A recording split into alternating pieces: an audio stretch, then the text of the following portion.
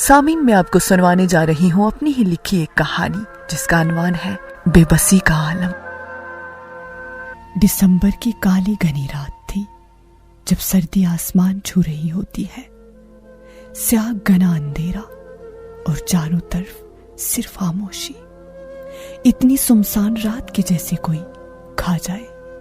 रात के 2 बज रहे थे। एक लड़की अपने कमरे में सो रही थी। यूं तो वो हमेशा अपनी माँ के साथ उनके कमरे में सोती थी, लेकिन उस रात दिन को ही उसकी माँ उनके ननिहाल गई थी और वहीं रुक गई। अब ये लड़की गहरी नींद में थी और चारों तरफ स्याह घना अंधेरा। शदीद सर्दी की वजह से थर थर कांप रही थी और ख्वाब देख रही थी। उसने ख्वाब में देखा कि उससे कोई उसकी कीमती चीज छीन रहा है। नींद में भी वो सिसक सिसक के रो रही थी। इतने में जोर से वो चीखी और नींद खुल गई और वो डर के वही कहीं सिमट के बैठ गई। आंखों से आंसू बहने लगे और उसने आहिस्ता से जरा सी रजाई उठाकर देखा तो कमरे में अंधेरा ही अंधेरा था और न जाने क्यों उससे दीवारों पर डरावनी शक्लें दिखाई दे रही थी। बुरे बुरे ख्याल आ रहे थे। उसने चुपके से अपना फोन उठाया। डरी सहनी ने अपने कपकपाते हाथों से अपनी एक करीबी दोस्त को फोन लगाया। बदकिस्मती से उसने फोन ही नहीं उठाया। बस अब वो बेसब्री से सुबह का इंतजार करने लगी। वो काली रात उसने किस तरह निकाली वो वही जानती थी।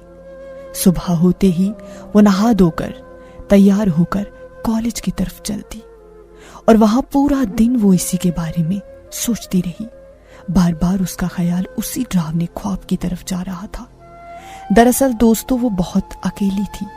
उसका कोई दोस्त नहीं था क्योंकि वो किसी पर एतबार नहीं करती थी।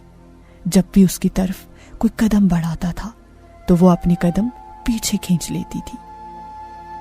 इतने में वही दोस्त आ गई और उसने उससे सारा माजरा सुनाया कि उसके साथ क्या हुआ। दोस्त ने जब सुना और उसे दिलासा देते हुए कहा कि तुम इतना डरती क्यों हो और तुम किसी पर यकीन क्यों नहीं करती। मेरी जान, सब लोग एक जैसे नहीं होते। ये सुनते ही उसने अपनी आंसू भरी आंखों से उसकी तरफ देखा और कहा कि 2 साल पहले मैं एक इवेंट में गई थी। वहां बहुत सारे कॉलेज के बच्चे आए हुए थे।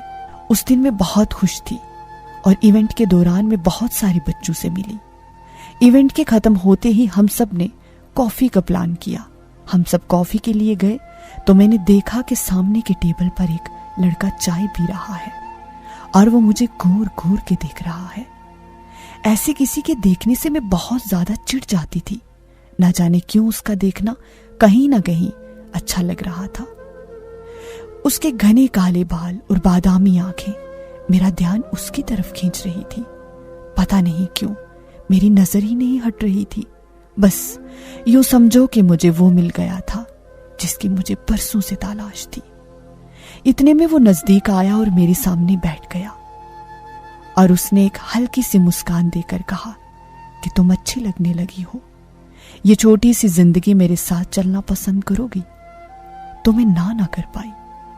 अब नंबर एक्सचेंज हुए और हर रोज ढेरों बातें होने लगी। यूं समझो कि मुझे सारा जहां मिल गया था। अब हर चीज अच्छी लगने लगी थी। पहले मेरे लबो लहजे में बड़ी तलखी हुआ करती थी, लेकिन जब से मेरी जिंदगी में वो आया तो मेरा लबो लहजा भी नरम हो चुका था। जब तक मैं उससे जी भर के बात ना कर लूं या वो सामने आ जाए तो मैं उससे जी भर के देख ना लूं तो कुछ अच्छा ही नहीं लगता था। यूं समझो कि उसके मिलने से मेरी अधूरी जिंदगी पूरी हो गई थी। मैं उसके साथ खुद को मुकम्मल समझने लगी थी। सब अच्छा चल रहा था और ये वो पल था जहां उसके बगैर रहना मेरे लिए मुश्किल ही नहीं बल्कि नामुमकिन था। हमेशा की तरह एक रोज जब मैंने उसे फोन किया तो उसका लबो लहजा मेरे लिए पतला सा था। तो मैंने सोचा कि कोई परेशानी होगी तो मैंने फोन काट दिया। उसकी तरफ से कोई फोन ना आया। मैंने बहुत इंतजार किया और दूसरे दिन वापस फोन किया तो उसने वैसे ही बात की। तो मैं डर गई क्योंकि उससे पहले उसने कभी भी इतने तलह अंदाज में मुझसे बात ना की थी और अचानक ही कह दिया कि मुझे तंग मत करो और फोन मत करो, और फोन काट दिया। अब मैं खुद को कोसने लगी कि मैंने क्या गलती कर दी, ऐसा क्या हो गया। अब मैंने कुछ दिन इंतजार किया और डरती डरती ने वापस एक रोज फिर से फोन किया, लेकिन उसने वैसे ही बात की, कोई तब्दीली नहीं थी। उसका लहजा मेरे लिए बहुत तब्दील हो गया था और मुझे यूं लगता था कि मैं पहली मर्तबा इस इंसान से बात कर रही हूं। उसने कहा कि मुझसे राब्ता करने की कोशिश भी मत करना, तुम्हारा खेल खत्म हुआ, मेरे पास वक्त नहीं, मैं मसरूफ हूं, और अब अगर तुमने मुझे कॉल करने की कोशिश भी की तो मैं तुम्हारे घर पर बोल दूंगा। ये सुनना ही था कि मेरे हाथ से फोन छूट गया और मैं जोर जोर से रोने लगी। सांस बंद हो रही थी। यूं समझो कि उसकी ये बातें सुनकर मेरे पैरों तले जमीन ही निकल गई। ये मेरी जिंदगी का वो पल था जहां मैंने खुद को सबसे ज्यादा तन्हा महसूस किया और मैंने चीख चीख कर खुद से कहा कि मेरी गलती क्या है, मेरे साथ ऐसा क्यों किया, कम से कम मेरी गलती तो बताते जाओ, मेरा कसूर क्या था। वो दिन और ये दिन उसने कभी मुझे मुड़कर नहीं देखा, मैंने भी कभी उससे राब्ता करने की कोशिश नहीं की, लेकिन इसका ये मतलब नहीं कि वो मेरे दिलो दिमाग से निकल गया। आज भी एक डरावने ख्वाब की तरह वो मेरे साथ है। वो अपनी जिंदगी में आगे निकल गया, लेकिन मैं आज भी वही खड़ी हूं जहां उसने मुझे अकेला छोड़ दिया था। पर मैं आज भी उसे बहुत याद करती हूं। मैं जानती हूं कि वो मेरी जिंदगी में कभी वापस नहीं आएगा, लेकिन उसके बावजूद भी मैं हमेशा उसके लिए दुआ करती हूं। ये कहते कहते ही उसकी आंखों से आंसू गिरने लगे और वो जोर से अपने दोस्त के गले लिपटकर और ज्यादा रोने लगी और कहा कि मुझ में हिम्मत नहीं है अब बर्दाश्त करने की, मैं थक चुकी हूं। ये सुनते ही उसे दोस्त ने गले लगाया और चुप करवाने की कोशिश की और अंदर ही अंदर सोचने लगी कि हमेशा हंसने खेलने वाली लड़की आज ज़हनी मरीज बन चुकी है। शायद ये डिप्रेशन और एंजाइटी की मरीज बन गई है। इसके साथ जो हुआ आज तक ही उसे अपने दिलो दिमाग से निकाल ही नहीं पाई, तो ये जिंदगी में क्या ही आगे बढ़ेगी। और देखो ना, किसी एक इंसान के गलत करने की वजह से ये चाहकर भी किसी दूसरे इंसान पर भरोसा नहीं कर पाएगी, क्योंकि इसके अंदर वो डर, वो खौफ बैठ गया है। इतने में फिर से उसने रोते रोते अपनी दोस्त से पूछा कि बताओ ना, मेरा क्या कसूर था।